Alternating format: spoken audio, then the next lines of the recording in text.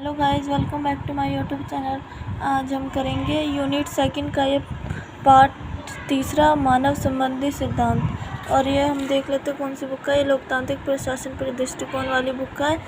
तो चलिए आइए बिना किसी देरी के स्टार्ट करते हैं। तो चलिए स्टार्ट करते हैं हमारा चैप्टर। इनके मेन पॉइंट हम देख लेते हैं क्या क्या है। मैं मेन पॉइंट ही कराती हूँ। आपको अगर मेरी और भी वीडियोज़ चाहिए तो आप मेरे चैनल पर विज़िट करके उन्हें देख सकते हैं। तो चलिए आइए देखते हैं। संगठन के संबंध में मानव संबंधी सिद्धांत एक नया सिद्धांत है जो कि संगठन और प्रबंधन के मानवीय पक्ष पर जोर देता है। प्रोफेसर जॉर्ज एल्टन मेयो ने इस सिद्धांत का विकास किया था।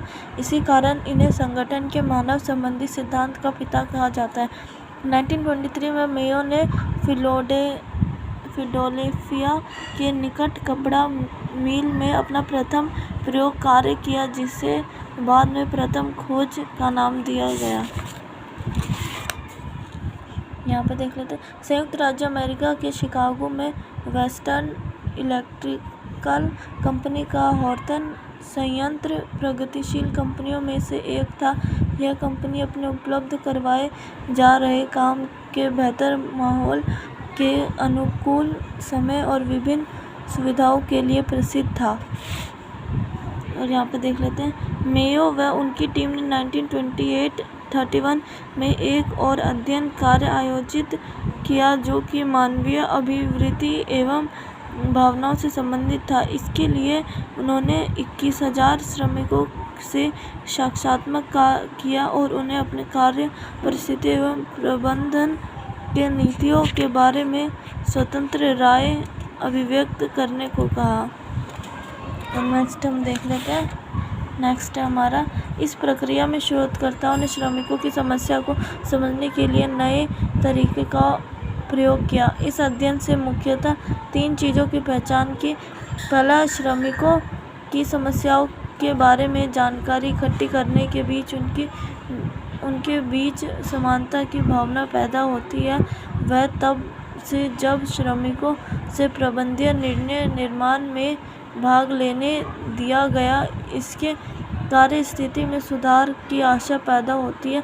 दूसरा, शोधकर्ताओं के दल ने अपने अवलोकन में प्रबंधन और पर्यवेक्षकों को श्रमिकों की समस्याओं के प्रति अधिक जवाबदेही के लिए प्रोत्साहित किया।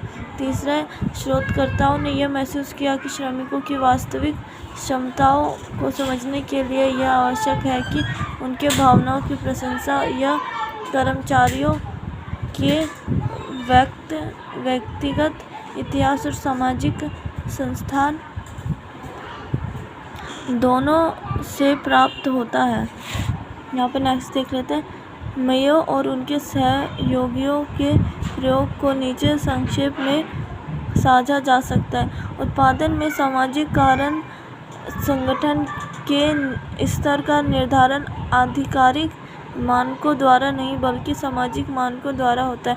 समूह प्रभाव संगठनात्मक व्यवस्था में श्रमिक केवल व्यक्ति की तरह व्यवहार न करके समूह के सदस्यों के रूप में व्यवहार करते हैं। इनाम और अनुमोदन उत्पादन बढ़ाने के लिए आर्थिक इनाम के बजाय सामाजिक इनाम और आर्थिक प्रलोभन के बजाय सामूहिक अनुमोदन का ज़्यादा प्रभाव होता है। पर्यवेक्षण संगठन के लक्ष्य श्रमिकों द्वारा तभी स्वीकार किया जाता है यदि उन्हें यह विचार विमर्श में शामिल किया जाए और उनके अनौपचारिक नेता से सलाह ली जाए। इसके संचार। और 5वां, संचार संगठन के विकास और बेहतर कार्य की परिस्थितियों के विकास के लिए संचार महत्वपूर्ण है। और यहाँ पर देख लेते हैं। बर्नार्ड द्वारा संगठन के सिद्धांत के मुख्य विशेषताओं को संक्षेप में लिखा गया है। सहयोगात्मक प्रणाली के रूप में संगठन को बेहतर तरह से कार्य के लिए सहयोग आवश्यक है। औपचारिक और अनौपचारिक संगठन। बर्नार्ड का मानना है कि संगठन को बेहतर तरह से कार्य करने में अनौपचारिक और औपचारिक संगठन एक दूसरे की पूरक होता है। प्राधिकार का सहमति सिद्धांत। बोनट के अनुसार सहमति और स्वीकृति प्राधिकार का आधार होता है। प्रलोभन योगदान संतुलन। बोनट के संगठन में श्रम के संदर्भ में योगदान और संतुलन स्तर जिसकी सामान्यतः गणना प्रलोभन के संदर्भ में की जाती है के भी संतुलन लाने का प्रयास किया गया। नैतिक जिम्मेदारी। कार्यकारी की नैतिक जिम्मेदारी संगठन की बुनियादी होती है। संचार। किसी सहयोगी प्रणाली की सफलता एक अच्छे संचार तंत्र पर निर्भर करती है।